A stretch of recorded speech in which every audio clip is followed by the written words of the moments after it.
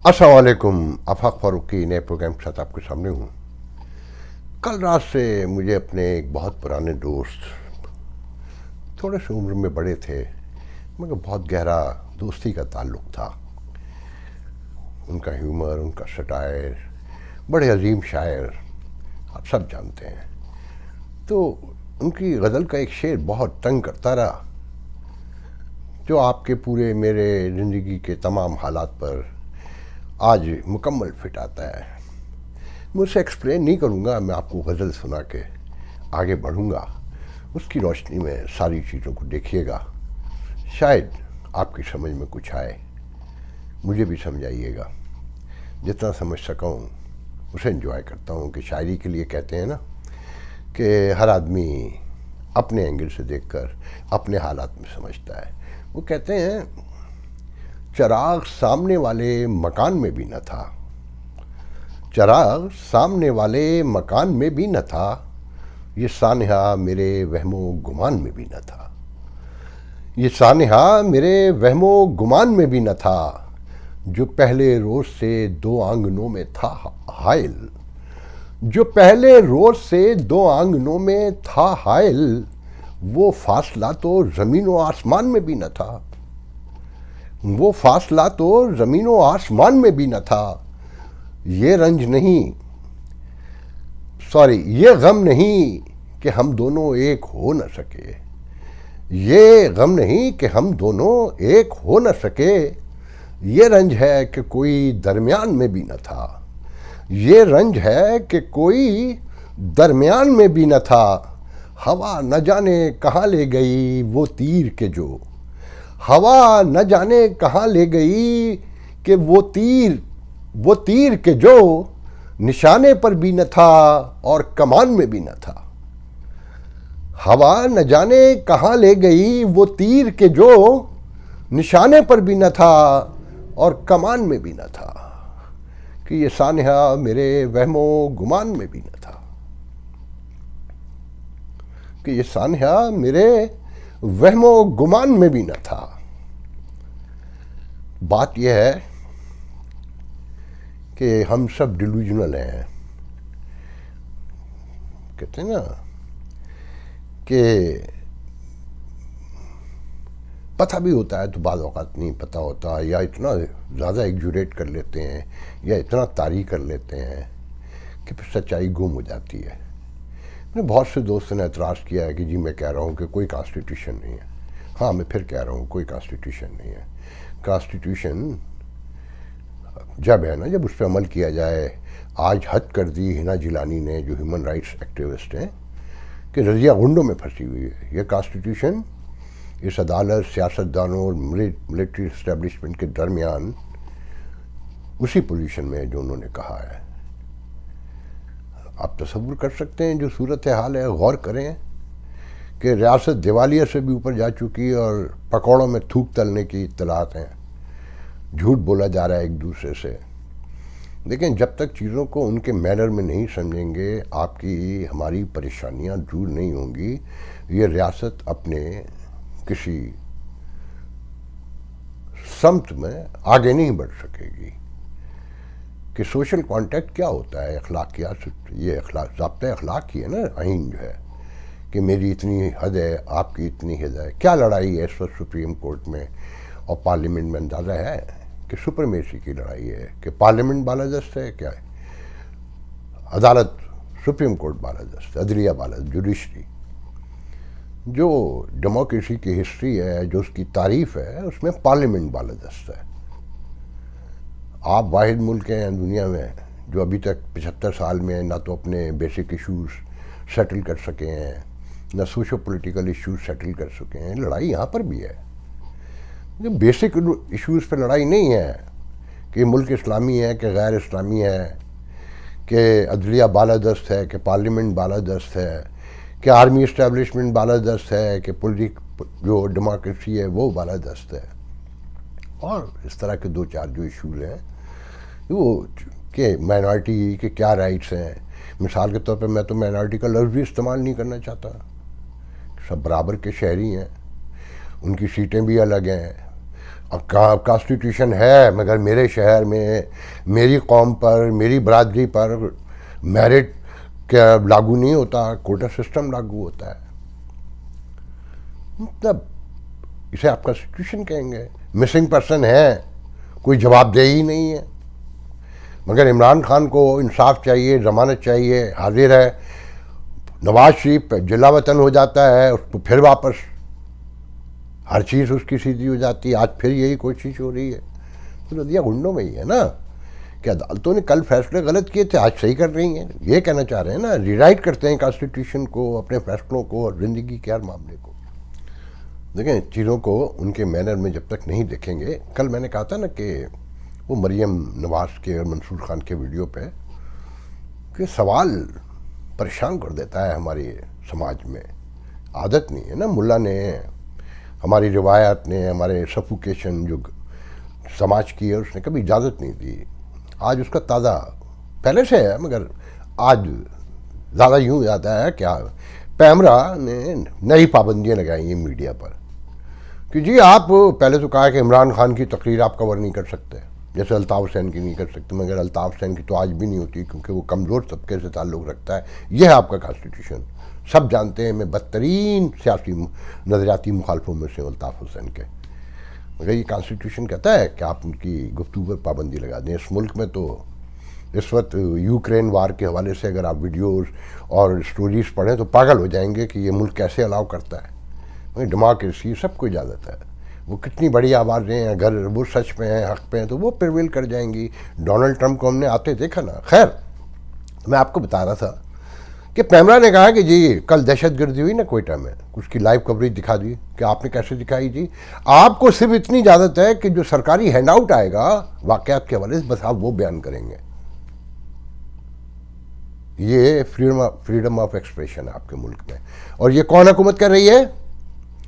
जो रोया करती थी इमरान खान की हुकूमत में। याद है ना आपको? आज इमरान खान रो रहा है और सहाफ़ियों की हिमायत में है, और सहाफ़ी उसके तो मखसूस सहाफ़ी हैं जिन्हें पाकिस्तान की जो मेजर मेन स्ट्रीम मीडिया है और जो रियल जर्नलिस्ट है कोई तस्लीम ही नहीं करता उनको सहाफ़ी। मगर उसके बावजूद उन्हें हक़ है बोलने का। वो एक ही वर्जन देते हैं, एक ही बात करते हैं, एक ही को खुदा बताते हैं, एक ही को मसाइल का हल बताते हैं। वो जमहूरियत में एक ही शख्स को देखते हैं। ठीक है, गो हैड। मगर ये हुकूमत आज जो कर रही है कि हर चीज़ पर पाबंदी पूछ के करना है।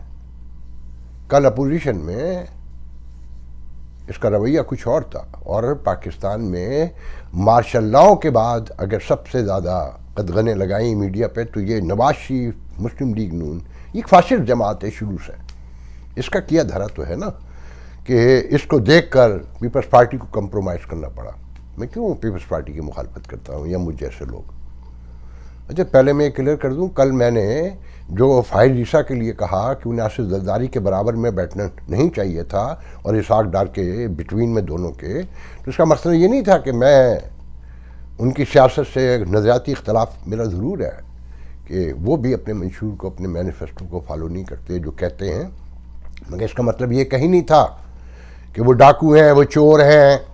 अदालतों ने अभी तक कहीं साबित नहीं किया। और जो इमरान खान कहते हैं इसलिए नहीं बैठना चाहिए था, नहीं। जो पोलराइजेशन है, जो सोशो पॉलिटिकल और जो हंगामा है, जो जजों के दरमियान लड़ाइयाँ हैं और जो स्टोरियाँ बयान की जाती हैं कि कौन किस तरफ है, उस एंगल से कह रहा हूँ कि फाहिर ईसा जैसे समझदार आदमी को अब भी कह रहा हूँ नहीं बैठना चाहिए था। मगर उनकी आज वजाहत आई है कि जी जगह तो मैंने चूज़ नहीं की थी, जहाँ बिठाया मैं बैठ गया।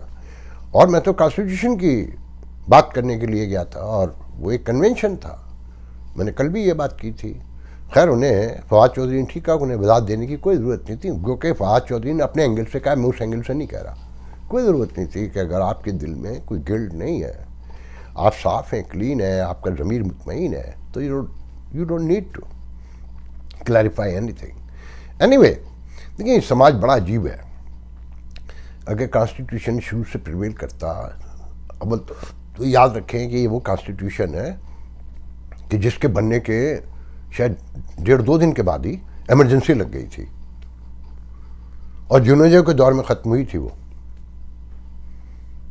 इससे अंदाज़ा लगा लें ये किस कॉन्स्टिट्यूशन की और फिर कहाँ लिखा है इस्लाम में इसे इस्लामी जमहूरिया पाकिस्तान बना दिया गया, इसका मतलब बता दिया गया ला इलाहा इल्लल्लाह मुहम्मद रसूलुल्लाह के पाकिस्तान का मतलब क्या, ला इलाहा इल्लल्लाह।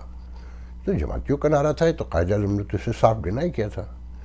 भुट्टो ने अपना इक़्तिदार बचाने के लिए शराब पे पाबंदी लगा दी, जुम्मे की छुट्टी कर दी, कादियानियों को मौलवियों की बात मान के काफर करार दे दिया। भाई ये उनका मामला था कि वो किसको आखिरी नबी मानते हैं नहीं मानते हैं, मेरा मसला थोड़ी है। अगर मैं अपने ईमान पर कायम हूँ और मेरी दलील है, मेरे साथ मुतमईन है, मैं अपने आप को मुतमईन कर सकता हूँ, तो मेरे मज़हब को, मेरे ईमान को कोई कमज़ोर नहीं कर सकता। और ये रियासत का काम ही नहीं था। तो इस कॉन्स्टिट्यूशन को तो पहले दिन से तबाह कर दिया गया। फिर उसके बाद तो ये 3 बार 4 बार तो मेरे ख्याल में एब्रोगेट हुआ। गौर करते जाइए। आज इसकी जो हालत है, अपने अपने नवाज शरीफ साहब में 14वीं तरमीम भी लाने के चक्कर में थे, अमीरुल मोमिनीन बनना चाहते थे। बात यह है कि इस आइन ने सबके, आइन कोई चीज़ नहीं होती जब तक आप उसे फॉलो नहीं करते। अच्छा, फिर यहाँ दोस्तियाँ दुश्मनियाँ। हसन शर्रेब, कल तक तो मुस्लिम लीग नून वाले, शर्रेब खानजादा शर्रेब मुस्लिम लीग नून वाले उसके प्रोग्राम पे तालियां बजाते थे ना। आज वज़ीर इकॉनमी जो है, मईशत, वज़ीर ख़जाना, और वो मरियम औरंगज़ेब जो बढ़ बढ़ के जिसके देखते ही गुस्सा चढ़ना शुरू हो जाता है, वो उसके प्रोग्राम में आने को तैयार नहीं है, क्योंकि वो सवाल करता है और जवाब है नहीं इनके पास। तो सवाल करने वाले को ज़िंदा नहीं रहने देते। पीटीआई पहले से भागी हुई है, जियो में आती ही नहीं है। असद कैसर जिस तरह आए हामिद मीर के प्रोग्राम में, वो पूरी जर्नलिज्म कंप्रोमाइज़ की हामिद मीर ने, पूरी की पूरी, साफ नाम लेके कह रहा हूँ। या एक आध बार जो लोग आ जाते हैं, जिस तरह बिठाए जाते हैं कि जी बैलेंस हो जाए और दोनों तरफ का व्यूवर घेर लिया जाए। प्रोफेशनलिज्म है, अपनी बात पे खड़े रहें। कम देखते हैं मुझे लोग। मुझे बहुत से लोगों ने, मैंने दर्जनों बार आपको बताया कि दर्जनों बार लोगों ने कहा कि तुम इमरान खान की हिमायत कर दो, देख कैसा ना, आई डोंट वांट टू, तसव्वुर भी नहीं कर सकता। तो आज हसन शरीफ के प्रोग्राम में इनका भी भांडा फूट गया, आते ही नहीं है। तो कल मैं कह रहा था ना कि सवाल सुनने को कोई तैयार नहीं है। जब फिर लोगों का माइंड देखें, मैं जिस शहर में रहता हूँ या बाबर गौरी रहते हैं, जिनका कल तकरीर में आसिफ ज़रदारी ने 3 बार शायद मेरे ख्याल में मैंने लाइव देखा था, 2 बार तो मैंने सुना नाम लेकर कहा कि सी पैक में एक बहुत बड़ा रोल किया बाबर गौरी ने, और एक प्रोजेक्ट जो 200 मिलियन का था उसे ख़रीदने में 35 मिलियन में ख़रीदा, जिसमें बाबर गौरी ने हेल्प आउट किया। तो इस शहर में बाबर गौरी साहब रहते हैं। मुझे ये भी पता है कि वो पाकिस्तान, अब उनके मामला कैसे दुरुस्त हुए हैं, और वो पहले क्यों नहीं थे, क्योंकि इमरान खान के ख़िलाफ़ अगर लोगों को याद हो, उन्होंने कैपिटल टॉक में बैठकर उनकी कैलिफोर्निया की अदालत के पेपर सबसे पहले उन्होंने पेश किए थे, तो इमरान खान नहीं आने देता था उन्हें। अच्छा, ये ध्यान में रखें, जो लोग मुझ पर आज तनकीद करते हैं ना इस ह्यूस्टन में कि जी मैं बाबर गौरी के साथ हाया लो करता हूँ, हाँ करता हूँ। मैं वाहिद आदमी हूँ जिसने बाबर गौरी के ख़िलाफ़ सबसे ज़्यादा खबरें लगाई हैं जब वो वज़ीर था। मगर मेरे 90s से भी उनकी हाई लो थी, आज भी है। हम्बल आदमी है, रिस्पेक्ट करते हैं, मैं उनकी रिस्पेक्ट करता हूँ। नज़रियाती तौर पे होके वो तो रिटायर हो गए, नज़रियाती तौर पे कहते हैं, but I don't believe it. कोई रिटायर नहीं होता सियासत से, सहाफ़त से, ये ऐसे पेशे हैं। तो अगर एक आदमी मुझे रिस्पेक्ट देता है और मेरी खबर पर उसने कभी कोई रिएक्ट नहीं किया, मुझसे कभी शिकायत भी नहीं की, तो मुझे डॉक्टर ने मशवरा दिया कि मैं उससे दुश्मनी पालूँ। क्यों पालूँ भाई? अक्सर लोग मुझे पूछते हैं कि आप बाबर गौरी से मेरी दोस्ती है। हुजूर, मैंने कल बताया था कोई दोस्तियाँ वस्तियाँ नहीं होती, ताल्लुकात होते हैं, हायल होती है, शनासाई होती है। दोस्त वो होते हैं जो बचपन के होते हैं। मगर अगर कोई एहतराम है, एक दूसरे की कोई रिस्पेक्ट है, एक कोई टॉलरेंस है, तो उसे ग्रो करने दीजिए, उसे ख़राब मत कीजिए। ख़राब वहाँ होती है जब आपको कोई दीवार से लगा दे, उससे पहले क्यों होगी? अब आसिफ ज़रदारी साहब अगर ये कह रहे हैं कि जी डायलॉग होना चाहिए, सियासतदानों के पास इसके अलावा कोई रास्ता है? अब इस पर लंबी बहस शुरू हो गई है कि जनाब कहा जा रहा है वहाँ से, पीटीआई से असद उमर साहब फरमाते हैं कि जी हुकूमत जो है वो पहल करती है, वो खास साहब को कॉल करें। मगर हुकूमत कहती है कि नहीं जनाब वो पहल करें। आसिफ ख्वाजा आसिफ बिल्कुल नई बात करते हैं, बिल्कुल दुरुस्त करते हैं कि अब ये इन दो के बैठने से मसला हल नहीं होगा। इसमें आर्मी इस्टेब्लिशमेंट भी बैठे, इसमें जुडिशरी भी बैठे, इसमें सोशल मीडिया के लोग भी बैठे हैं, इलेक्ट्रॉनिक और प्रिंट मीडिया के लोग भी बैठे हैं, इसमें सिविल सोसाइटी भी बैठे, और इसमें लॉयर्स भी बैठे हैं जो इंटेलेक्चुअल हैं, रियल इंटेलेक्चुअल हैं। और इस कॉन्स्टिट्यूशन की हिफाजत के लिए कोई मुस्तकिल इंतज़ाम होना चाहिए कि किसकी हद क्या है और कहाँ तक जा सकता है। ये मुमकिन नहीं है कि आपको वोट मिला है, पार्लियामेंट में आपको लोगों ने भेजा है, और जिस तरह से भी भेजा है उसमें तो खान साहब को भी वैसे ही भेजा था, तो शहबाज शरीफ पर, आसिफ जरदारी पर उंगली उठा दी जाए कि नहीं जनाब ये तो डाकू है, ये तो चोर है।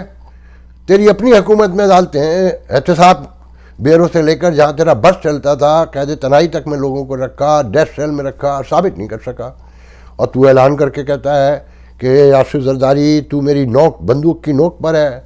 एक साल पहले कहता है मीर शकील उर रहमान को बंद करूंगा, छोड़ूंगा नहीं, तू बंद कर देता है। ऐसे ये कॉन्स्टिट्यूशन है। या आज अदालतों में लोग पहुंच गए हैं कि जनाब अभी जो बिल आया ही नहीं, जो अभी मंजूर ही पूरा नहीं हुआ, उसके खिलाफ अदालतों में पहुंच गए कि जनाब ये अदालतों के हुकूक पर डाका है। कभी सुना किसी माशरे में कि मफरूज़ों पे, डिलूजन पर और तसव्वुर में कि जैसे खान साहब कहते हैं मुझे मार देगा कोई, मार देगा? भाई को प्रूफ तो लाए ना, उसे बिल तो बनने दें। और वो तो सारे लॉयर्स का और मतलब सिविल सोसाइटी सबका मुतालबा था ना कि अगर मिसाल के तौर पे देखिए, मुझे भी एतराज़ है कि वन टाइम अपील का जो राइट है वो सबको पता है क्यों दिया जा रहा है, मगर देना पड़ेगा।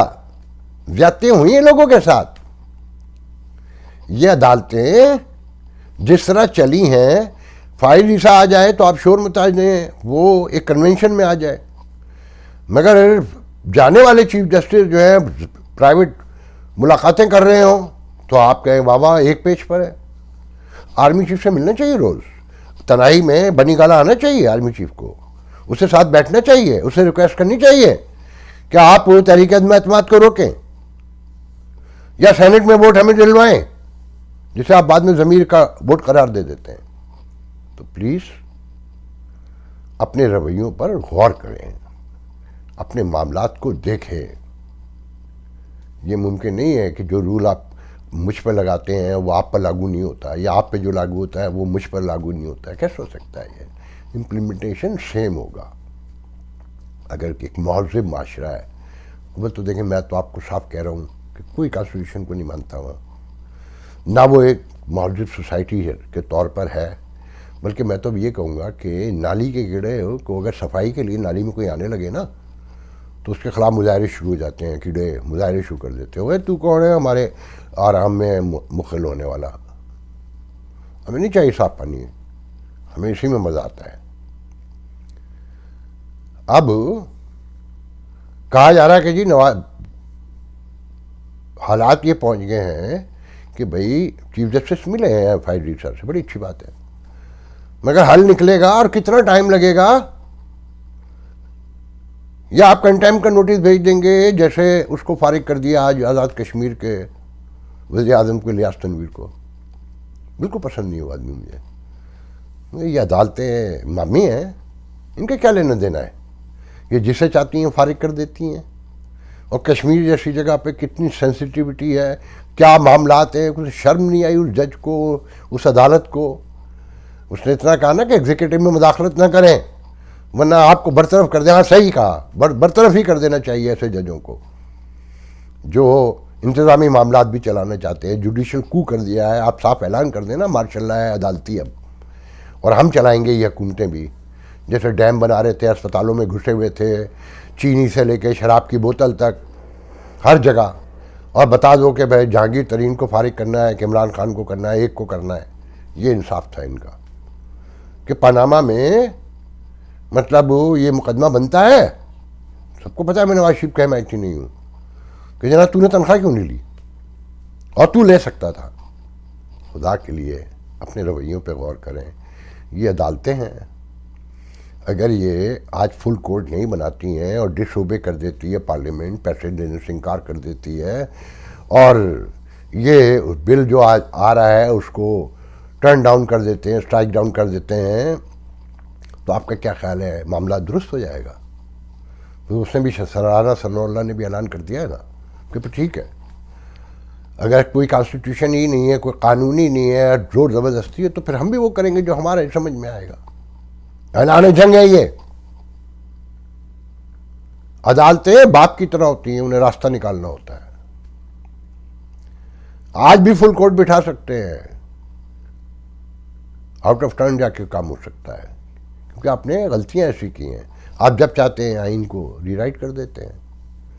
भी इसमें क्या है, इसमें मुश्किल थी? अगर आपकी नीयत साफ है तो आप बिठा दें फुल कोर्ट, मगर आपकी नीयत साफ नहीं थी ना, आपने तो अपनी मर्जी का फैसला लेना है। तो ऐसे रियासत चलती है, या ये कॉन्स्टिट्यूशन होता है? तो इसलिए मैं कहता हूँ कि कॉन्स्टिट्यूशन नाम की कोई चीज़ नहीं है। और मैं आपको बार बार कह रहा हूँ, देखें, कोई आप माने ना माने, 25 साल से कह रहा था कि सोशो पॉलिटिकल ब्रेकडाउन एक दिन होगा, फाइनल डिसऑर्डर होगा और सबको समझ आएगा। हो गया ना। अब मैं कह रहा हूँ कि देखें, आप लोगों में, हम में मैनेजमेंट की सलाहियत नहीं है, पॉलिटिकली टॉलरेंस नहीं है, पेशेंस नहीं है, हम इकॉनमी नहीं चलाना जानते। ये रियासत ठेके में दे दें, जो कि तंज लग रहा होगा, सटायर लग रहा होगा आपको, मगर मैं ईमानदारी से कह रहा हूँ कि खुदा के लिए ये रियासत ठेके में दे दें। थूक में पकौड़े नहीं तले जाएंगे। जो नई रिपोर्ट्स आई हैं वो देख लें कि आपकी जीडीपी का खसारा जो है, जीडीपी का 100% जाने वाला है। 70, मेरे ख्याल में 63, पता नहीं 80 पर श्रीलंका का बैंक क्रप्सी हो गई थी, आपका 80 पर तो चला गया है, आने वाले दिनों में 100% पर चला जाएगा। मतलब मैं आपको वो रोज़ बताता हूँ ना, महंगाई होने वाली है, और बढ़ेगी और बढ़ेगी। तो आज वो सब चीज़ें फिर सामने आ गई हैं।